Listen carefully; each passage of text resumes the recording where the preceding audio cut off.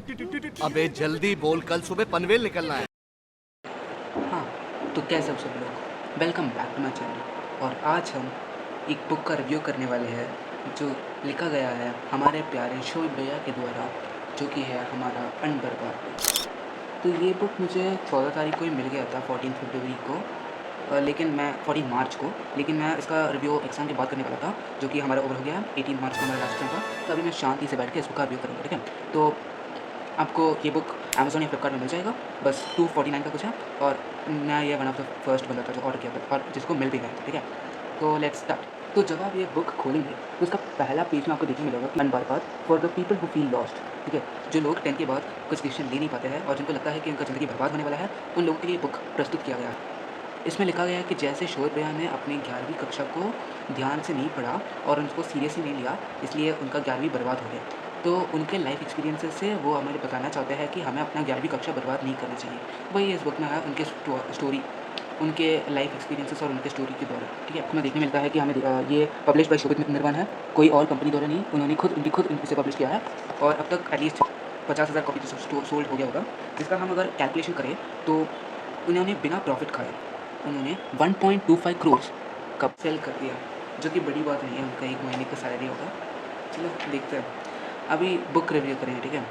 तो इसमें उसके बाद उन्होंने एक पिक्चर डाला है निमित भैया और उनके पेरेंट्स के साथ, और लिखा गया है कि बाई शोध निर्माण, और उन लोगों को थैंक यू कहा जा रहा है इस बुक में।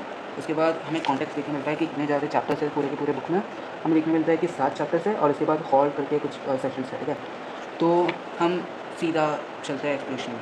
तो मैं ये डिटेल एक्सप्लेनेशन कर रहा हूँ, ठीक है। ये एक बड़ा वीडियो होने वाला है, तो आप उसे 1.5x या 1.75 या 2x कुछ में भी देख सकते हो, जहाँ आपको समझ आ रहा है। तो यूजुअली मेरा स्पीड इतना ही है, मतलब ज़्यादा ही है। तो आपको चाहिए और जल्दी खत्म हो जाए तो आप स्पीड इंक्रीज़ कर सकते हो। तो यहाँ पर शोध भाई ने कहा है, this book is dedicated to you, ठीक है। हाँ, तो पहला चैप्टर शुरू होने से पहले शोध भैया ने एक प्रयोग दिया है, जिसमें वो कहते हैं कि उनका क्लास 10th का रिज़ल्ट आ गया था, ठीक है। क्लास 10th का रिज़ल्ट आ गया था, तो वह उस समय कोटा के हॉस्टल में थे, ठीक है। तो उन लोग वो कोटा के हॉस्टल में जो लोग बैठे थे, उनके दोस्तों के रिज़ल्ट आ गए थे और उनके पेरेंट्स ने उनको कॉल करके सब रिज़ल्ट बता दिया था और शाबाशी दी रहा था, क्योंकि सब बंदों का 10 सीजीपीए आया था। अब उन दिनों में सीजीपीए मतलब एक ग्रेडिंग का सिस्टम होता था, जो कि 10 सीजीपीए मतलब 100%, ठीक है। तो शोएब भैया को कुछ नहीं आया, ठीक है। तो वो सोच रहा था कि कब रिज़ल्ट आएगा। तो उन्होंने बाद में किया कि बाद में जाए सब कुछ, मैं पहले जाकर रिज़ल्ट देखूँगा। फिर वो गए, पापा को कॉल किया, उनके पापा को, और फिर जब उनके पापा ने रिज़ल्ट बताया तो शाबाशी देते हुए कहा कि 10 सीजीपीए आ गया, ठीक है। तो प्रयोग में यही कहा गया है कि 3 जून ऑफ 2017 में 3 जून ऑफ 2017 में उनका रिज़ल्ट आ गया था, जो कि जो कि उन्होंने बताया था। उसके कोटा के हॉस्टल में स्मार्टफ़ोन्स नहीं था, तो उनको वेट करना पड़ा, ठीक है। जब वो उनका क्लास शुरू हो गया था, तो तभी उनका मैथ्स टीचर आ गया, ठीक है। तो उनके मैथ्स टीचर वो क्लास 10 के रिज़ल्ट के दिन आकर सीधा क्लास शुरू कर दिया। कुछ पूछा नहीं कि तुम्हारा रिज़ल्ट कैसा है या तुम्हारा मार्क्स कितना है, कुछ नहीं पूछा, तो सीधा क्लास शुरू किया। तो उनको बहुत ज़्यादा गुस्सा आ गया, तो बताने लगे कि ये कैसा पागल टीचर है जो मार्क्स भी नहीं पूछ रहा। तो जब उन्होंने पूछा, एक बंदे पीछे से पूछा कि सर मार्क्स आ गया है, तो वो उनका रिएक्शन ये था कि अच्छा तुम्हारा कुछ टेस्ट वेस्ट हुआ था क्या? तो वो लोग बताने गए कि कैसा टीचर है, 10th का मार्कशीट आ गया, ये पूछ ही नहीं रहा। और तब उन लोगों सर ने पूछा कि कितने लोगों के 10 सीजीपीए आए हैं, ठीक है।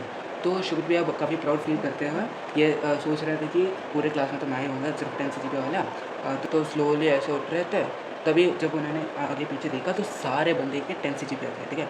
तो तब उन्हें समझ आ गया कि दुनिया काफ़ी बड़ा है और सिर्फ वो नहीं है जिसका 10 सीजीपीए आया है, काफ़ी लोगों का आया है। उन्होंने सही बोला और सब बैठ गए, ठीक है। फिर नेक्स्ट पीरियड था केमिस्ट्री का। केमिस्ट्री का जो टीचर था वो आकर शाबाशी देने लगे कि अरे वाह, इतने सारे लोगों का 10 सीजीपीए आ गया, बहुत बढ़िया। और उन लोगों को यह मानना था कि मैथ्स टीचर तो घटिया थे, क्योंकि उन्होंने मार्क्स नहीं पूछा और उन्होंने शाबाशी नहीं दिया। लेकिन उसी तरफ केमिस्ट्री के टीचर बहुत ज़्यादा सही है, क्योंकि उन्होंने मार्क्स भी पूछा और उन्होंने शाबाशी भी दिया, ठीक है। लेकिन वो गलत थे, आगे पता चल जाएगा।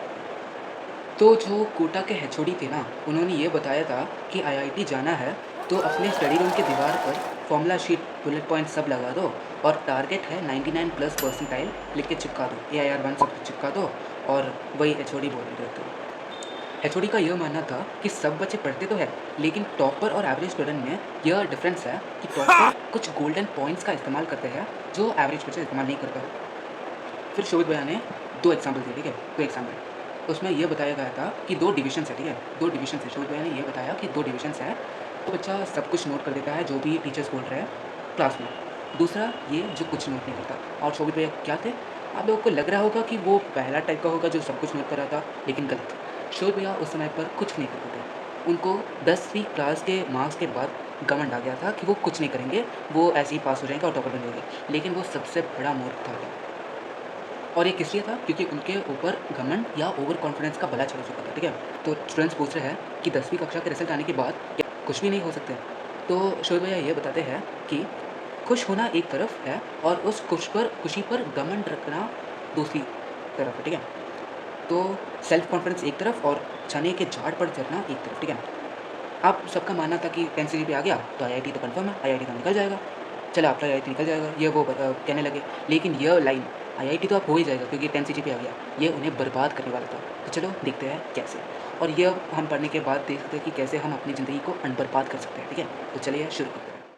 पहला चैप्टर का नाम है क्लास 1 2 3 4 5 6 7 8 9 10 वर्सेस क्लास 11th।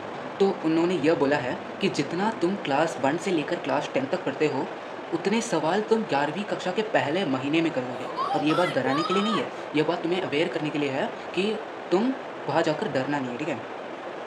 और ये इस चैप्टर में उन्होंने ये बताया है कि उनका जो एक दोस्त था 11th में, उनका एक दोस्त था जो कि 10th में तो टॉपर था, लेकिन 11th के हाफ ईयरली में फिजिक्स के पेपर में फेल हो गया। अच्छा, टॉपर से फेल होने लगे, ये कब हुआ? तो उन्होंने ये बोला कि 10th जैसा 11th नहीं है, 11th बिल्कुल डिफरेंट है, ठीक है। तो जैसे 10th में तुम लोगों ने अच्छा मार्क्स स्कोर किया, जैसे एक आधा % भी डिपेंड नहीं होता कि 11th में तुम कैसे करने वाले हो, ठीक है। तो 11th में अच्छा करने के लिए तुम्हें 11th पढ़ना पड़ेगा अच्छे से, ठीक है। तो 10th का बच्चा जो है वो 11th के हाफ ईयरली में फेल हो गया, लेकिन भैया ने भी पास तो किया, लेकिन सिर्फ मार्जिन से, ठीक है, इतना से बच गया। अगर तुम क्लास 10 के जैसे क्लास 11 में पढ़ना शुरू कर देंगे तो आप क्लास 11 में बिल्कुल पास नहीं होंगे। तो आपका डेली रूटीन कैसा है? तो बुक में वो ऐसा दिखाता है कि क्लास 10 का रूटीन ऐसा है, ठीक है। लेकिन अगर आप इसको फॉलो करेंगे तो 11th में बिल्कुल कम नहीं आएगा।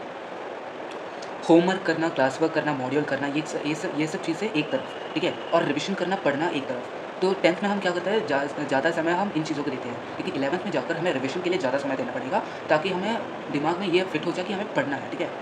उसके बाद उन्होंने ये भी कहा है कि जब वो पढ़ते हैं तो शोभित भाई ने ये बताया है कि उनके जो क्लास के टेस्ट थे कुछ इस प्रकार थे, जिसमें राइट साइड में कुछ मॉड्यूल्स दिए गए थे और इस मॉड्यूल में क्वेश्चंस थे, और क्लास नोट्स जो थे वो उनके लेफ्ट साइड पे थे जिससे वो कॉपी करते थे नोट्स, ठीक है, और सेंटर में थे होमवर्क जो कि वो होमवर्क करते थे इसमें, ठीक है। तो स्टूडेंट्स पूछ रहे हैं कि ये तो नॉर्मली है, लेकिन 10th में ये सब चलता था, 11th में जाकर तुम्हें पढ़ना पड़ता, ठीक है। और इंडियन एजुकेशन सिस्टम में ये भी चलता है कि रट्टाफिकेशन और कॉपी मारने से पास हो जाओगे और नोट्स कंप्लीट करने से तुम्हारी इंटरनल्स भी हो जाएंगे, लेकिन 11th में ऐसा कुछ नहीं होता। 10th के जो सिलेबस है ना, 10th का जो सिलेबस है ना वो काफ़ी लिमिटेड होता है, ठीक है, और 11th के सिलेबस के मुकाबले वो कुछ नहीं है, ठीक है। 11th में तुम्हारे को बहुत ज़्यादा सिलेबस होगा, बहुत ज़्यादा क्वेश्चंस होगा, और 10th के सिलेबस में बहुत ज़्यादा कम सिलेबस है और कम क्वेश्चंस है, ठीक है।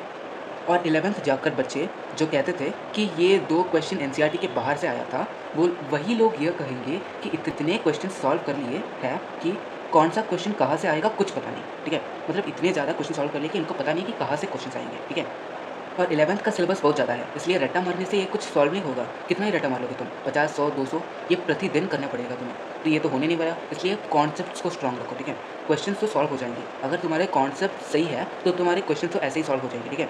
तो जो 10th में हम करते थे marathons, one shot revision, exam से एक हफ्ता पहले भी पढ़ाई शुरू कर दिया तो 95 फोड़ देंगे, ये सुनने से टीचर्स भी शॉक हो जाते थे। तो 11th में ये सब नहीं चलने वाला कि एक हफ्ते में तुम सारा पढ़ लोगे और सब कुछ तुम्हें याद हो जाएगा। इतना पढ़ लोगे कि एग्जाम जाकर तुम्हें कुछ याद नहीं होगा, ठीक है। अगर तुम ये बुक पढ़ रहे हो तो या तो तुम ये 2 कैटेगरी में फॉल करोगे। पहला जो कि अपने मिस्टेक्स को जानता है, और दूसरा जो अपने मिस्टेक्स को नहीं जानता। तो ये बुक आप क्यों पढ़ रहे हो? अपने कॉन्सेप्ट्स को कैसे स्ट्रॉन्ग करें और अपने अंदर का जो भय या डर है उसे बाहर निकाल दो, ठीक है। तो चलिए नेक्स्ट चैप्टर की ओर बढ़ते हैं। तो जैसा उन्होंने 10th में किया था वैसे करने से तो वो कुछ ना कुछ करके वो 11th के हाफ ईयरली तक तो पास हो गए, लेकिन उन्हें पता चल गया कि ऐसा ही चलता गया तो फिर वो 11th को अच्छी तरीके से कंप्लीट नहीं कर पाएंगे। तो शोभित भैया ये बताते हैं कि उनको 2 चीज़ों के ऊपर ज़ीरो कंट्रोल था। पहला क्लास नोट बनाना और दूसरा रिविजन मारना। तो पहले क्लास नोट्स, तो ये क्लास नोट्स जो है ना वो उनके टीचर जो है वो इतना तेज़ पढ़ाते हैं कि उनको ऐसा लगता है कि यार ये टीचर को कोई ट्रेन पकड़नी है क्या, जो इतना तेज़ क्यों बोल रहा है। तो वही है इनका मानना, क्योंकि क्लास के समय या टीचर पर ध्यान दो, नोट्स बनाने पर या सिमरन पर या बाकी चीज़ों पर। उन्होंने बोला ये सब तो फालतू चीज़ है, मैं टॉपर के नोट्स बना लूँगा और टॉप मार दूँगा, लेकिन तुम्हें अपने खुद के नोट्स बनाने पड़ते हैं 11th में। रिविशन और शोभित भैया का जो रिलेशन था वो अर्चना पूरन सिंह और कपिल शर्मा शो के जैसे था, मतलब शून्य। वो रिविज़न करने का समय नहीं मिलता था उनको, तो वो रिविज़न नहीं मारते थे। तो जो कोटा के क्लासेस थे ना, वो कुछ इस प्रकार थे जिसमें वो ऐसे लिस्ट में पढ़ाते थे, मतलब ये क्लास के लोग सबसे टॉप पे, ये मिडल पे और ये बॉटम पे, ठीक है। तो शोभित भैया जो थे वो टॉप लिस्ट में थे, ठीक है, ये 11 शुरू होने के पहले, मतलब स्टार्टिंग में। फिर ये बिल्कुल नॉर्मल है कि 11th शुरू हो गया तो उनको ये पता नहीं था और उनके मार्क ड्रॉप हो गए मॉक टेस्ट में और बाकी सारे टेस्ट में, उनके बैकलॉग बनते गए और उनका मार्क्स कम होता गया। तो इसलिए वो जो A1 E2 A3 A4 A5 फिर B1 B1 B2 B4 B5 B6 B7 C1 C2 C3 C4 C5 C6 C7 फिर ऐसे चलता जाएगा। तो वो A2 से सीधा C7 क्लास पे पहुँच गए, ठीक है। इसके कारण अपने शोभित भैया डिप्रेशन में चले गए। तो अब जो लोअर क्लास के बच्चे हैं वो दो प्रकार के होते हैं, ऐसे पढ़ लेना पॉज करके।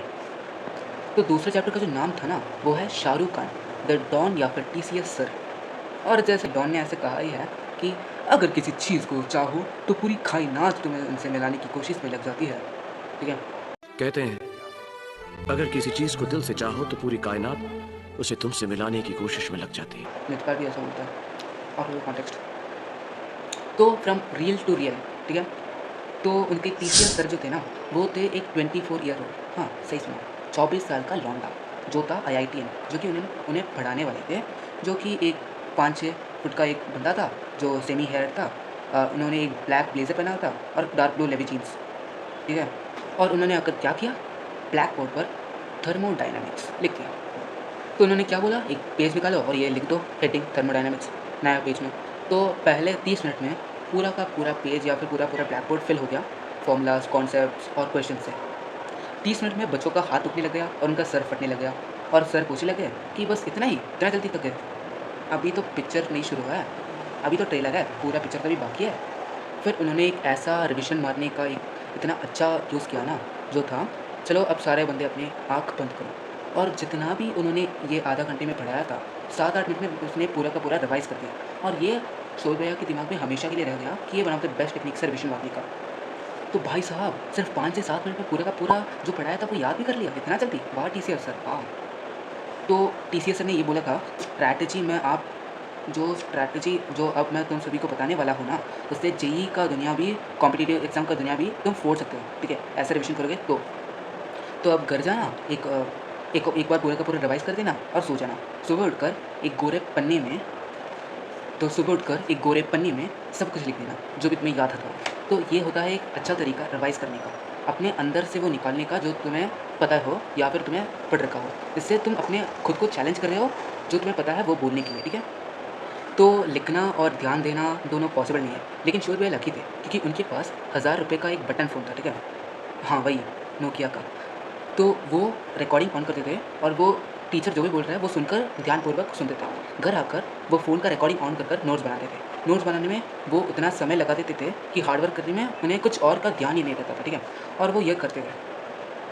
अगर तुम ये कंसिस्टेंटली करते गए तो 1.5 महीने में तुम इतना ज़्यादा प्रोडक्टिव बन जाओगे कि किसी ने सोची ना होगी। But despite knowing all this, Shobhit भैया का 11th का कक्षा बर्बाद हो गया। चलो जानते हैं कैसे। तीसरा चैप्टर का नाम है रक्षाबंधन। तो वो जब कोटा में थे ना तो रक्षाबंधन के अवसर पर उन्हें 3 दिन का छुट्टी प्रदान किया गया था। तो अब अक्सर बच्चे क्या करते थे, छुट्टी मनाने अपने गाँव चले जाते थे या अपने मम्मी पापा के पास चले जाते थे। लेकिन शोभित भैया ने ऐसा नहीं किया। वो अपने मम्मी पापा को कॉल कर ये बता रहे हैं कि अजी सुनिए, मैं ना इस साल घर नहीं आ रहा। वो इस साल घर नहीं आ रहे। तो वो उन्होंने जब कॉल किया तो उनके मम्मी पापा ने 2 गाली दिया और बस हो गया था। वो अपने दोस्त के साथ 3 दिन वहाँ बैठकर इतना पढ़ा कि किसी ने सोची ना कि 2 बार ऐसा हो गया, कॉपीराइट नहीं मार दे। तो ऐसे ही चलता गया और ऐसा मोटिवेशन आया कि आज पूरी रात बैठकर पढ़ूंगा, सिलेबस कंप्लीट कर दूंगा, सुबह 4 बजे उठूंगा, अलार्म सेट कर दूंगा, 12 बजे सोऊंगा, 4 बजे उठूंगा, पूरा दिन फ़ोन नहीं यूज़ करूँगा। लेकिन ये सब चीज़ें कहाँ ही इस्तेमाल होता था दुनिया में, ऐसा तो चलता ही नहीं, या फिर सब लोग टॉप मारते थे। तो उन्होंने और उनके दोस्त ने एक ऐसा स्ट्रैटेजी बनाया कि वो 4 घंटे पढ़ेंगे, फिर 2 घंटे नींद लेंगे, फिर 4 घंटे पढ़ेंगे, फिर 2 घंटे नींद लेंगे। तो ये ऑल्टरनेटिव चलता था कि जब ये पढ़ेंगे तो ये सोएगा, ये पढ़ेंगे तो ये सोएगा, ठीक है। तो ऐसे ही चलता गया और उन्होंने 3 दिन में इतना सिलेबस पूरा किया, सारा बैकलॉग खत्म होने वाला था, ठीक है। तो जो ये स्ट्रैटेजी था, ये था एंटी कुंभकर्ण स्लीपिंग मेथड, जिसमें वो 2 घंटे नींद लेते थे और 4 घंटे नॉन स्टॉप पढ़ाई, ठीक है। तो दोनों ऑल्टरनेटिव करके वो अपने सिलेबस कंप्लीट करते थे। फिर था जो दूसरा चीज़ था वो था अपना, ये नहीं एडिटर साहब, वो रील्स की लगा दो, हाँ ये जिंडोबाम। तो उन्होंने अपने दोस्त को क्रिस नाम दिया है। नहीं, वो काले मास्क के साथ वो फिल्म में आता, वो गंदा वाला नहीं, उनके दोस्त थे, ठीक है। ये बंदा और शोभ भैया अपने ऊपर रुमाल बांधकर ये झंडू-बाम लगाकर, आँखों के नीचे झंडू-बाम लगाकर पढ़ते थे ताकि उन्हें नींद ना आए और कंसंट्रेशन बढ़े, ठीक है। और जो नेक्स्ट चीज़ था वो है बेरोज़गारी डाइट, जो कि था क्या, एक कॉफ़ी, एडिटर एक कॉफ़ी और क्या, पार्ले जी का बिस्किट, ठीक है। हाँ, सिर्फ वही खाते थे उन्होंने, खाना पीना सब छोड़ दिया और बस यही खाते रहते थे। और ऐसे कुछ और एग्जाम्पल्स दिए गए थे, ठीक है।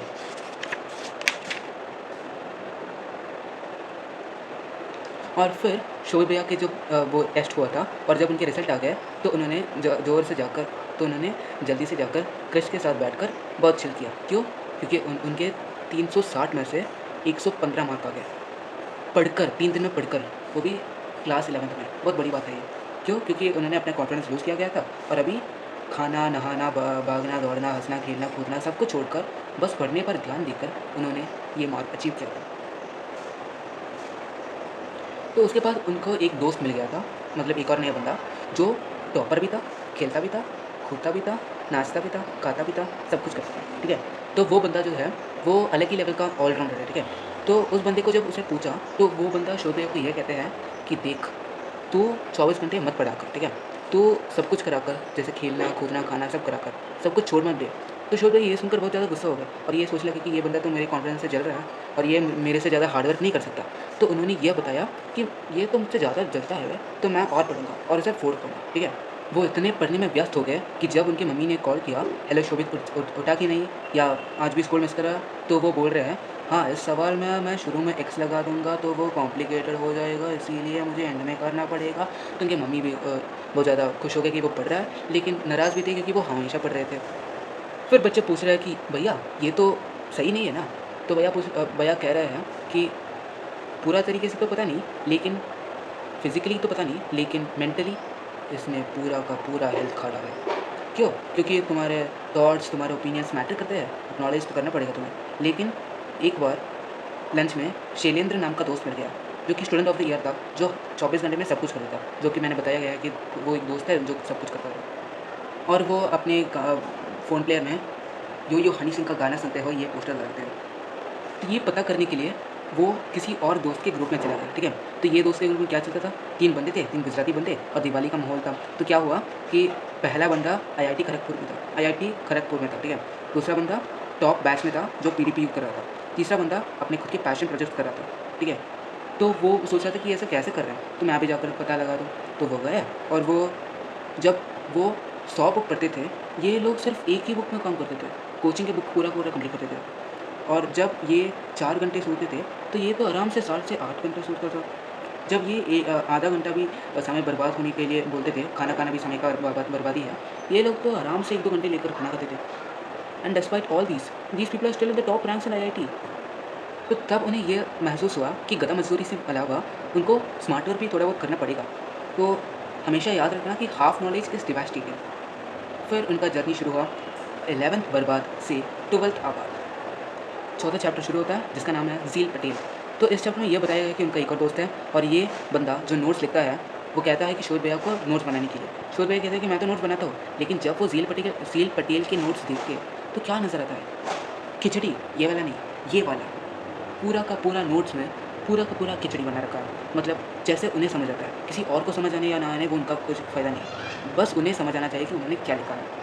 और एक मेथड वो फॉलो करते थे, जैसे हर एक क्वेश्चन के साइड में वो पेज नंबर लिखा करते थे। जैसे ये क्वेश्चन जो किया गया है वो इसी पेज नंबर के वहाँ किया गया है, दूसरा क्वेश्चन इस पेज नंबर में, तीसरा क्वेश्चन इस पेज नंबर पर। और जो क्वेश्चन हुआ है उन पर एक टिक लगा देते थे और जो क्वेश्चन नहीं हुआ उस पर एक गोला लगा देते थे। शोएब भैया जो क्या करते थे वो आसान क्वेश्चन सॉल्व करते थे जिससे उनका कॉन्फिडेंस लेवल गिर ना जाए और उन्हें बहुत ज़्यादा ओवर कॉन्फिडेंस भी ना हो।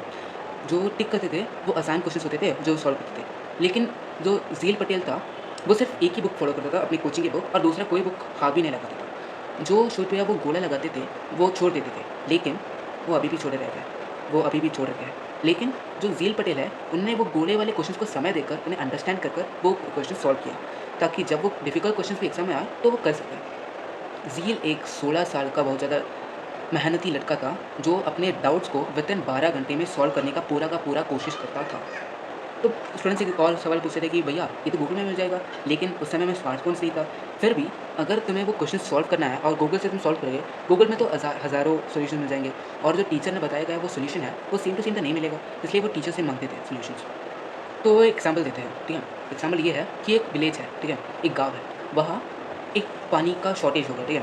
तो क्या है, बंदे बुलाते हैं एक वेल खोदने के लिए, ठीक है। तो क्या करते हैं, वो 3-4 जगह पर 15 फीट का गड्ढा खोदते थे, लेकिन एक बहुत ज़्यादा बुद्धिशाली बंदा वहाँ जाकर बोलता है, अजी सुनिए, ये जो आप 15 फीट का जो कुआँ खोद रहे हैं ना, वो तुम 3 जगह खोदने के मुकाबले एक ही जगह और खोदो तो पानी मिल जाएगा।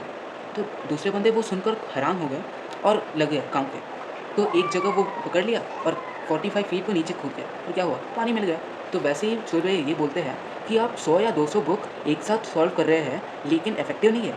कोई भी बुक आप जब करने बैठे तो सिर्फ इजी क्वेश्चंस मत करिए, और जो कूड़ा मारा है वो क्वेश्चन सॉल्व करने पर ध्यान दीजिए, क्योंकि बस शो ऑफ करने के लिए तो बुक सॉल्व करते हैं, लेकिन खुद को जानने के लिए और खुद के डाउट्स को सॉल्व करने के लिए, आईआईटी जाने के लिए तुम्हें ज़्यादा सॉल्व करना पड़ेगा। तो एक और चीज़ है, जैसे 2-3 बार नोट्स रिवाइज़ करना, सारा होमवर्क कंप्लीट करना, डाउट्स को रीअटेम्प्ट करना, रेगुलर डीपीपीस लगाना, ये सब आधे दिन में पॉसिबल तो नहीं है, लेकिन हाँ, एक मास्टरपीस को बनने के लिए ज़्यादा समय लगता है। Like a masterpiece, great things take time to come to life. जैसे वो बोलते हैं कि कंसिस्टेंट रहना सबसे ज़्यादा डिफ़िकल्ट चीज़ है दुनिया में, और तुम्हें वो कर दिया तो तुम्हारी ज़िंदगी सेट है। फिर भी अगर तुम ये सब फॉलो कर रहे हो और फिर भी तुम टॉपर नहीं बन रहे, तो तुम्हारे खुद पर कुछ डिस्ट्रैक्शंस है, जो कि हम नेक्स्ट स्टेप में पढ़ेंगे, जो कि है खुली विंडो। जब तुम एक नया एसी खरीद लेते हो, ठीक है, एक नया एसी खरीद लो और तुम अपने रूम में लगाओ, और जब वो एसी हवा देना बंद करे तो तुम क्या देखते हो? तुम ये तो नहीं बोलते कि हेलो एसी ऑफिसर जी, हेलो एसी इंश्योरेंस, ये एसी नहीं चल रहा। तुम पहले ये देखते हो कि जो सारी की सारी दरवाजे हैं, खिड़कियाँ हैं, वो खुली तो नहीं छोड़ रखी तुमने। तो ऐसे ही तुम जब पढ़ रहे हो, तुम्हारे सामने बहुत ज़्यादा खुली विंडोज़ होगी या फिर खुले दरवाजे होंगे, तो इन्हें बंद करना पड़ेगा ताकि तुम डिस्ट्रैक्ट ना हो पाओ। और जब 10th पास होने पर, मतलब 10 सीजीपीए आने पर, उनके पापा ने उन्हें एक स्मार्टफ़ोन दिया, और वो स्मार्टफ़ोन का लत पड़ता है ना, वो इतना गंदा होता है ना, तुम एडिक्टेड हो जाते हो। तो वो एक गंदा चीज़ है, ठीक है। वो इतना एडिक्ट हो गया कि उनका परसेंटेज भी ड्रॉप हो गया, सब कुछ हो गया। तो ये बहुत ही घटिया चीज़ है, ठीक है। चल वो एक बहुत ज़्यादा घटिया चीज़ है, ठीक है। तो उन्होंने क्या किया कि जब जियो का फ़ोन रिलीज़ हुआ था ना, 12th में उन्हें एक जियो का फ़ोन मिल गया। तो 1.5 साल बिना स्मार्टफ़ोन के रह गए, तो उन्होंने फ़ोन लिया और सारी की सारी मूवियाँ देख डाली। एक मूवी मतलब एक बैकलॉग बनता चला गया, और जब वो उन्हें एहसास हो गया तो उन्होंने दे मारा फ़ोन को और उन्होंने तोड़ दिया। एक सेकंड, मैंने क्या करा?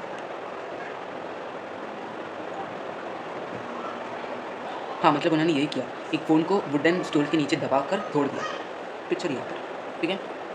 तो स्टूडेंट्स कहते हैं कि हाँ भैया, आई फील कि मुझ में काफ़ी ज़्यादा पोटेंशियल तो है, लेकिन मैं उसको इफेक्टिवली यूटिलाइज़ नहीं कर पाता, just because all of this bloody distractions. तो उस डिस्ट्रैक्शंस को तुम्हें रोकना पड़ेगा। जैसे कुछ डिस्ट्रैक्शंस उन्होंने दिया गया है, उसके बुक में दिया गया है, जैसे जो कि मैं वीडियो में भी नहीं बोलूँगा।